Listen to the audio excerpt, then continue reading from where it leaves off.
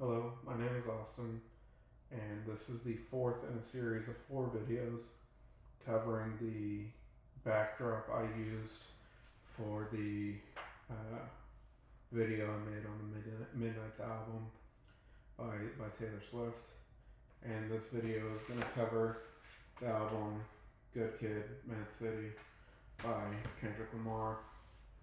I just want to give a quick note on the album cover I have because um, I'm pretty much just going to be talking about the original edition of the album, primarily even like the first 12 tracks.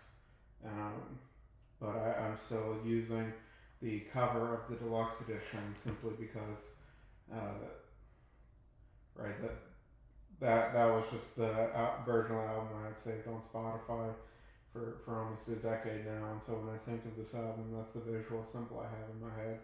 But once again, this is just a discussion of the original edition of the album. I want to say this is not a review of the album because I do not believe I have the authority to review a work of art.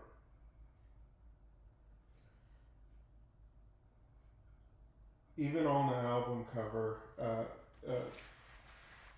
this this album refers to itself as a short film, and I believe this is because the album consists of or not consists, but contains a series of sketches or skits, whatever you want to call them, that more explicitly tell a story than just the lyrics of songs typically would. Um, and I am not a music historian or expert or anything. So this is the only album I know that really tells a story like that. And I'm really grateful that the album includes these sketches because um, I just really take a lot away from them. And something that I find interesting about the sketches and the story they tell is they begin arguably on the climax of the story, which is at the very beginning of the first track. There's an audio clip of Kendrick and his friends saying, "Lord God, I come to you a sinner," and uh, from there the story drops to the beginning, and then builds up to the point in which Kendrick and his friends are coming to that point of surrendering to a higher power. Um, Overall, the story um, goes something along the lines of um, Kendrick is sort of been seeing this girl, and then there's a day in which Kendrick is hanging out with his friends. It starts with them driving around town. There's a song called Backseat Freestyle where he's just freestyling in the backseat of his friend's car, and then they go on to commit a robbery, and then like some more things happen. Eventually, though, uh, Kendrick gets jumped by a couple of guys, and that's sort of the catalyst for the rest of the story, which eventually ends in a point with Kendrick's friend getting shot and killed. Um, and from there, Kendrick and his friends somehow find this one woman who sort of gets them once again to surrender to a higher power, um, and that brings it back to the comment of um, Lord God, I come to you a sinner. And then the song "Real" is it has some more stuff in there with Kendrick's parents that sort of have to do with moving forward. But I'm gonna stop my thoughts on this album at the point of once again that moment of what I consider to be surrendering to a higher power. Um, I this this story is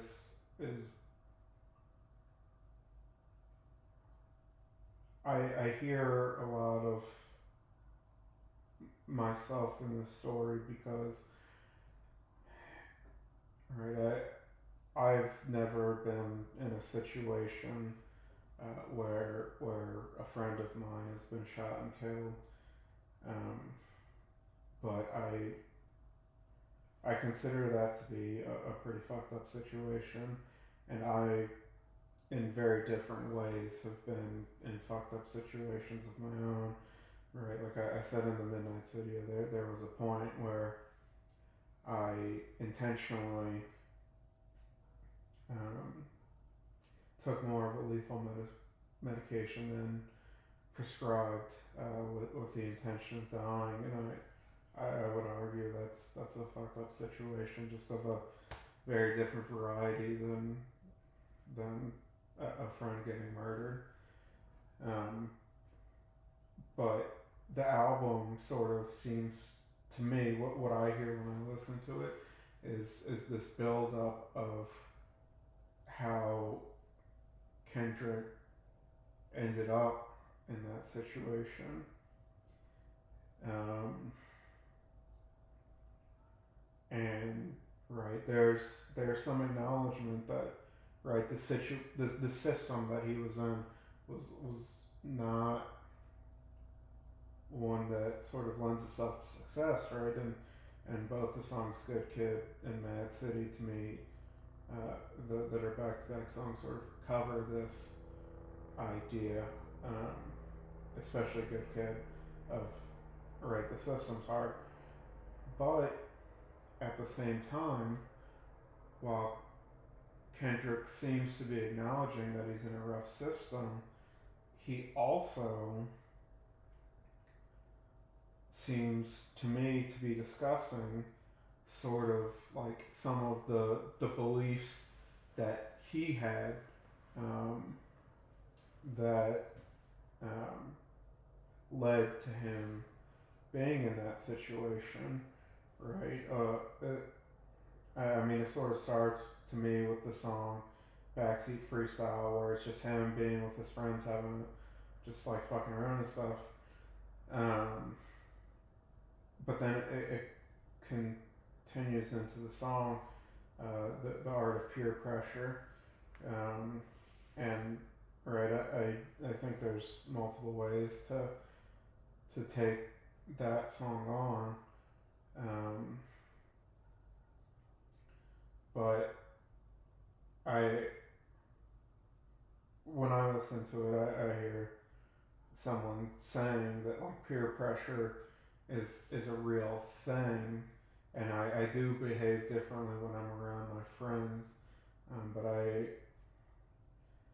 I don't hear him blaming his friends for that or anything like that. I hear someone saying that I had a belief that I needed to be different in order to, I don't know if the word is impress people or what, but I had a belief that I need to behave differently than what I quote unquote normally am, and that belief influenced my behaviors, right? And so that, and then in the song "Swimming Pools," right? He even explicitly mentioned that like people have different reasons for drinking, um, and that he uh, his reason for drinking had to do with popularity. Um, And so once again, the idea of this album to me is sort of acknowledging how Kendrick ended up in a situation where one of his friends was murdered, and like I said, there are ideas of the system that he's in, but there's also ideas of I believed I needed to behave in certain ways that maybe that belief wasn't the best, and it led to behaviors that probably weren't the best either. And right, this is the part of the album that I hear a good amount of myself in, is because in retrospect, if I think about all these situations that I've ended up in, that there so much of it is based in certain beliefs that I had of the ways that I needed to behave, the ways I needed to treat myself, and things like that. And I just, like I said, I hear a lot about how certain beliefs can affect the decisions we make, and maybe not so positive ways.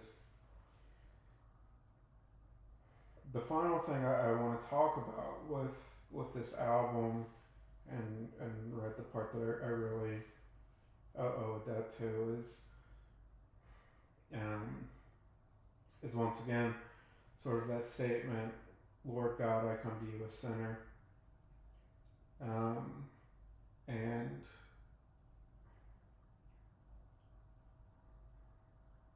I'm not a spiritual person at this point in my life, um, but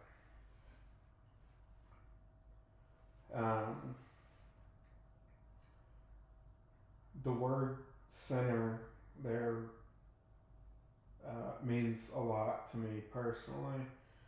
I mentioned in the Midnight's video that the only label I want to apply to myself is human being, and I think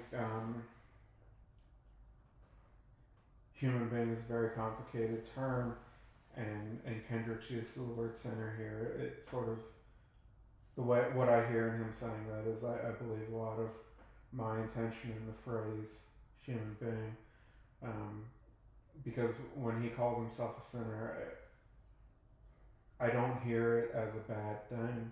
I hear it as a statement of fact, right? That he is a sinner, and he repents for his sins.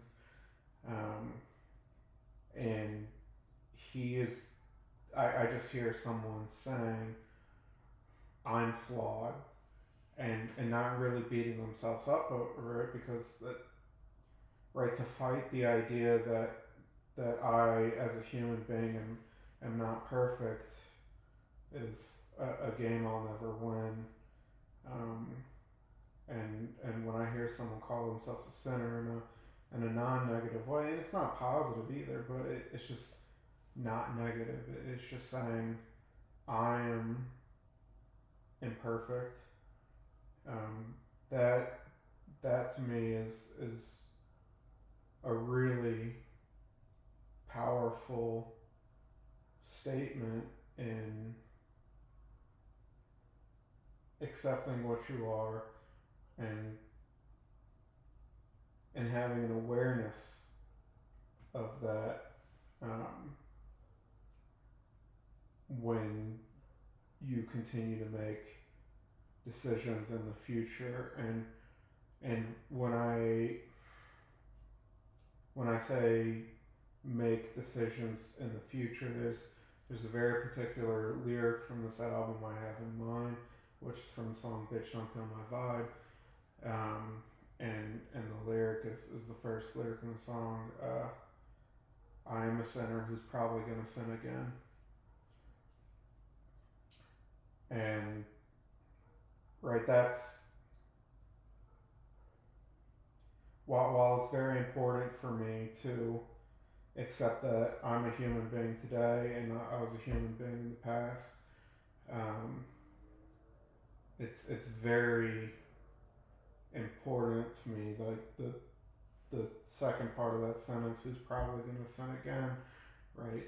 It's very important to me to accept that I'm going to continue to make mistakes, um, and I I just need to acknowledge the fact that I'm going to continue to make mistakes, and try to make bigger picture decisions around the idea that I am always going to make mistakes. And that's sort of the debt that I have to this album, is that lyric. Um, I'm a sinner who's probably going to sin again. The song I listened to while recording this video is Team by Lord.